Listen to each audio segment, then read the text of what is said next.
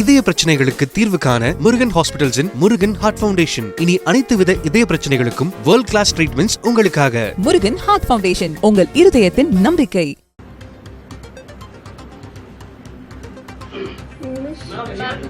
அதிகனமழை எச்சரிக்கை வந்து தென் மாவட்டங்கள்ல நமக்கு சில நாட்களாக கொடுக்கல. பட் கடந்த 2-3 நாட்களாகவே தென் மாவட்டங்கள்ல அதிகனமழை அப்படிங்கிறது பதிவாகி வருகிறது.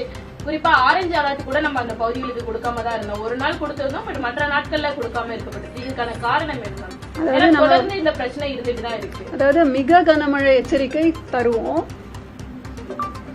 வனப்பகுதிகள், மலைப்பாங்கான பகுதி, அதாவது மேற்கு தொடர்ச்சி மலை பகுதிகளை ஒட்டிய இடங்களிலே உங்களுக்கு அந்த லோக்கலைஸ்டு ஆக்டிவிட்டி நடக்கும். ஸோ அப்போ வந்து ஃபாரஸ்ட் ஏரியா கூட அந்த மாதிரி இருக்கும்பொழுது மிக கனமழை கொடுக்கும் பொழுது அது அதி கனமழையா ஒரு சில இடங்களிலே நடக்கும் வாய்ப்பு இருக்கிறது. நமக்கு அந்தமான்ல வரக்கூடிய அந்த சுழற்சியால புயலா மாறுமா, இல்ல நமக்கு இந்த குமரிக்கடல்ல இருக்கக்கூடிய அந்த சலனம் வந்து புயலா மாறுமா? ரெண்டுமே சைமல்டேனியஸா வந்துட்டு இருக்கு. சோ அதனால நீங்க ரெண்டுத்தோட அப்டேட்டையும் ஐஎம்டி கொடுத்துட்டு இருக்காங்க. ஆமா, இப்போ எது நமக்கு சென்னியாரா வருமா? அதாவது ஐஎம்டில வந்து இப்ப குமரிக்கடல் பகுதிகளிலே இருக்கின்ற அந்த கீழடுக்கு சுழற்சி நாளே அது காற்றழுத்த தாழ்வு பகுதியாக மாறுவதற்கான வாய்ப்பு இருக்கிறது. ஐஎம்டியை பொறுத்த வரைக்கும் ஃபர்ஸ்ட் ஒரு காற்றழுத்த தாழ்வு பகுதி ஒரு டிப்ரெஷன் வரைக்கும் போன அப்புறமா தான் அதோட ட்ராக் நம்ம மார்க் பண்ண ஆரம்பிப்போம். அப்பதான் ஓரளவுக்கு சரியாக சொல்ல முடியும். இப்ப கணினிசார் மாடல்ஸ் நீங்க எல்லாருமே கூட பார்த்துட்டு தான் இருக்கீங்க. ஸோ ஒரு மாடலும் ஒரு விதமான ஒரு ட்ராக்கை காமிக்குது.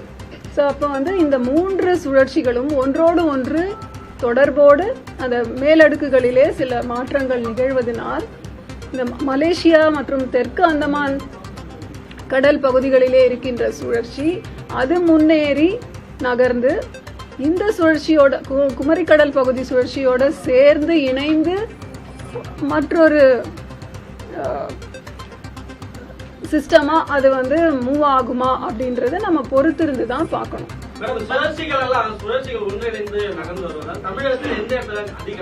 அதாவது இப்ப வந்து அந்த மலாக்கா சவுத் அந்தமான் சி கிட்ட இருக்கிற சுழற்சி நம்ம தமிழக பகுதியிலிருந்து சிறிது தூரத்தில் இருக்கிறதுனால இம்மீடியட் இம்பாக்ட் தாக்கம்னு பார்த்தா குமரிக்கடல் பகுதிகளிலே இருக்கின்ற அந்த சுழற்சி தான் நமக்கு மழை தருவதற்கான வாய்ப்பு அதிகமாக இருக்கிறது இன்றைய காலகட்டத்தில். அதனால்தான் அடுத்து வரும் நாட்களுக்கு நம்ம மழை அலர்ட் கொடுத்திருக்கோம். நாளைக்கே சில மாற்றங்களினால வேறு விதமான பேட்டர்னை நம்ம கண்காணித்தோம் என்றால் அதற்கான அப்டேட் நிச்சயமாக நவம்பர் மாதத்துல இயல்பை விட பிலோ நார்மலா தான் மழை பதிவாகும் சொல்லி கொடுத்திருந்தோம். பட் ஆனா நம்ம சவுத் டிஸ்ட்ரிக்ட்ஸ்ல எல்லாம் நம்ம அதிகமாவே மழை பதிவாகி இருக்கு. சோ இந்த நவம்பர் மாதம் இனி வரக்கூடிய இந்த நாட்கள் மழை பொழிவு எப்படி மேம் இருக்க போகுது? பிலோ நார்மல் கொடுத்திருந்த மாதிரியே பதிவாகுமா, இல்ல நமக்கு அதுல சேஞ்சஸ் வர வாய்ப்பு இருக்கா? எப்பவுமே நீங்க பாத்தீங்கன்னா தமிழகம்னு இல்ல எந்த ஒரு இடத்துலயுமே ஒரு சிஸ்டத்தோட அசோசியேட் ஆகும் பொழுது ஒரு காற்றழுத்த தாழ்வு பகுதியோ இல்ல இந்த மாதிரி டிப்ரெஷன்லாம் வரும் பொழுது மழை இல்லாத நாட்களை விட இந்த மாதிரி சுழற்சியுடன் கூடிய மழை நாட்கள் அதிகமாக இருக்கும். ஸோ அந்த மாதிரி இருக்கும்போது இப்ப சடனா ஒரு ஸ்பைக் நமக்கு அடுத்த சில நாட்கள்ல மழை அளவு அதிகமாக எதிர்பார்க்கும் சாத்தியக்கூறுகள் உண்டு. அதனால இப்பவே பாத்தீங்கன்னா நேற்று வந்து -2 இருந்த அந்த இயல்பிலிருந்து வர டிபார்ச்சர் இன்றைக்கு +5 ஒரு நாள்லயே அதிகரிச்சிருக்கு. ஸோ அடுத்து வரும் சில நாட்கள் நம்ம மழை எதிர்பார்ப்பதனால் நவம்பர் வந்து நார்மல் ஆக்டிவிட்டி ஆஃப் ரெயின்ஃபால் தான் நாம எதிர்பார்க்கிறோம். டிசம்பர் மாதம் சென்னைக்கு வந்து மழைப்பொழிவு வந்து இயல்போட அதிகமாகவே கடந்த காலங்களில் பதிவாகிட்டு நவம்பர்ல சொன்ன மாதிரி குறைவா இப்போ வரைக்கும் குறைவா சென்னைக்கு பதிவாயிருக்கு. சென்னைக்கு டிசம்பர்ல எப்படி இருக்கும்? ஏன்னா நெருங்கிடுச்சு. இப்போ டிசம்பர் 30ஆம் தேதி தான் நீங்க கரெக்டா அக்டோபர் 30ஆம் தேதி தான் சென்னை ஒட்டி இருக்கக்கூடிய வட மாவட்டங்களுக்கு கனமழை மிக கனமழைக்கான வாய்ப்பு இருக்குன்னு ஆரஞ்சு எச்சரிக்கை கொடுத்துருக்கோம். எப்படி இருக்கும்? அதாவது நம்ம வந்து லாங் ரேஞ்ச் ஃபோர்காஸ்ட் ஃபார் வடகிழக்கு பருவமழை ஒரு மாதத்தின் இறுதியில அடுத்த மாதத்திற்கான ஃபோர்காஸ்ட் தருகிறோம். இப்ப நவம்பர் மாதத்துக்கு அக்டோபர் 31 அன்னைக்கு தந்தோம். அதே மாதிரி டிசம்பர் மாதத்தில் தமிழகத்திற்கு எப்படி மழை இருக்கும் என்று நவம்பர் 30ஆம் தேதி ஒரு அறிக்கை விடப்படும். அப்பொழுது நமக்கு ஓரளவுக்கு எந்த மாதிரி ஒரு பேட்டர்ன் ஆஃப் ரெயின்ஃபால் இருக்கும் அப்படின்றது தெரிய வரும். சலனமழை வந்து கொஞ்சம் அதிகமா இருந்தது. அதனால வடகிழக்கு பருவமழை கணிப்பதில் சிக்கல்கள் இருக்கா? எப்பவுமே வந்து வெப்பசலனம் கன்வெக்டிவ் ஆக்டிவிட்டியோட சேர்ந்த இடி மின்னலுடன் கூடிய மழை பொழிவு இருக்கும். ஒரு மாதத்திற்குமே ஒரு ஃப்ரீக்வன்சி நம்பர் ஆஃப் தண்டர்ஸ்டார்ம் டேஸ் அப்படின்னு நம்ம காலநிலை படி கிளைமேட்டாலஜிக்கல் நார்மல்ஸ் படி நம்ம பார்த்தோம்னா நவம்பரில் ஒரு 12 நாட்கள் வந்து மழை நாட்கள் அப்படின்னா அதில் தண்டர்ஸ்டார்ம் அசோசியேட்டட் ரெயின்ஃபால் இருக்கும். அது இந்த வருடம் தான் அதிகம் அல்லது குறைவுன்னு சொல்ல முடியாது.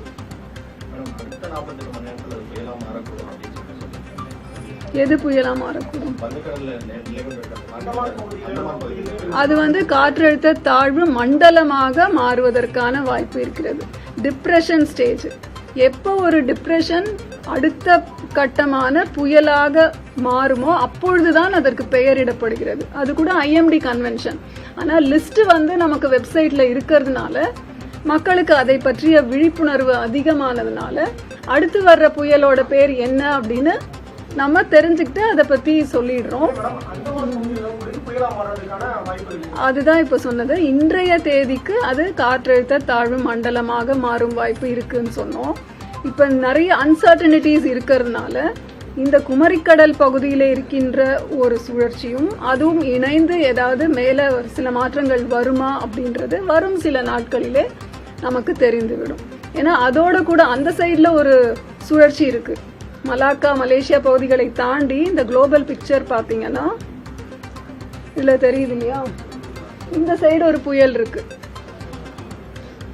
அந்த புயல் கரையை தொட்டுடுச்சுன்னா இந்த மலாக்கா சுழற்சி அதை இழுக்குவதற்கான வாய்ப்பும் இருக்கிறது. ஸோ அதனால நம்ம இந்த ஃபுல் குளோபல் பேட்டர்ன் பார்த்தீங்கன்னா இந்த ஈக்குவட்டோரியல் ட்ரஃப் ஜோன் அப்படின்னு சொல்றோம். அதாவது கிழக்கு திசை காற்றும் மேற்கு திசை காற்றும் சந்திக்கும் இடத்துல தான் இத்தனை சுழற்சிகளும் நடந்து கொண்டிருக்கின்றன. அப்ப வளிமண்டலத்துல இது வந்து ஆல்மோஸ்ட் ஒரு 1000 கிலோமீட்டர் டிஸ்டன்ஸ்ல உங்களுக்கு இத்தனை மாற்றங்களும் நிகழும் பொழுது நம்ம மாடல்ஸ் ஒன்னொன்னும் ஒரு மாதிரி ஒரு இன்டர்பிரிட்டேஷன் தரும் பொழுது நமக்கு ஆக்சுவல் அப்சர்வேஷன்ஸ் என்னன்னு பார்க்குறோம். அது நமக்கு இப்போ அப்பர் ஏர் அப்சர்வேஷன் அப்படின்னா 0 UTC 12 UTC தான் உலக அளவில் எடுக்கிறோம். அதை வைத்தும் நமக்கு அந்த சுழற்சிகளை குறித்த ஒரு தகவல் கிடைக்கும்.